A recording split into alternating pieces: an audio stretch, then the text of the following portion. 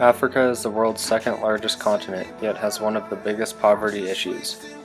75% of the world's poorest countries are located in Africa. The Democratic Republic of Congo was ranked the poorest country in the world in 2013, which is located in Africa. Extreme poverty is defined as living with under $1.25 a day. In 2010, 414 million people were living in extreme poverty across sub-Saharan Africa, which accounted for 48.5% of the people in that region. One-third of the people living in this region suffer from malnutrition, which is equivalent to 239 million people. 40% of Africans are unable to get enough food. In sub-Saharan Africa, 589 million people do not have electricity, which means they are forced to cook with wood, charcoal, and poo. There are 738 million people that suffer from disease from water in the world, and 37% of them are living in sub-Saharan Africa, and 50% of the people in this area have a disease from water such as cholera. On top of all these problems, less than 20% of women have access to education, but women with at least 5 years of education have a 40% better chance at survival. Women there are 230 times more likely to die at childbirth than women in North America. So why is there poverty in Africa? Number 1. International aid. The help that African countries get is generally short-term, such as to help with famines or natural disasters. More than a fourth of the countries in sub-Saharan Africa are poorer than they were in the 1960s, which means they are making no progress. Foreign aid has only increased the debt for these African countries, which makes it even tougher to get out of poverty. Every year, Africa is forced to pay close to $20 billion, which proves that aid is typically not free. The aid goes straight to the government in position, and the government does not always put it to the right place. The government uses the aid money to pay the armies and to improve infrastructure away from where the poverty is. The foreign aid donations never go to the right place.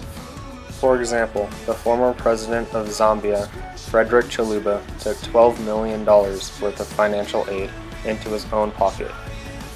Also, civil clashes are also motivated by the fact that the victory in the seas of power, they could receive a flow of foreign aid and money.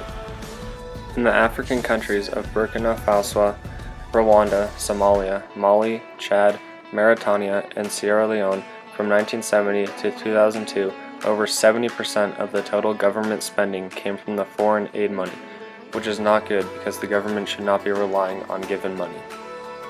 Another issue is the geography of Africa.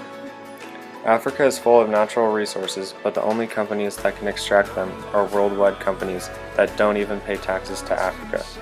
Africa is separated into landlocked, coastal, resource-rich, and resource-poor countries, yet the majority have been at a GDP per capita at below $2,000 for more than 6 decades.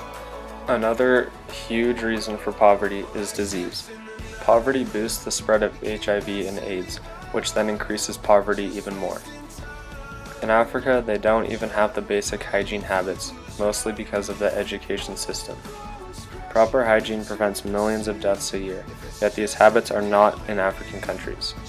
Poor and vulnerable people have to make harsh decisions that sometimes put their health at risk because they can't let their children go hungry, which only makes them even more unhealthy.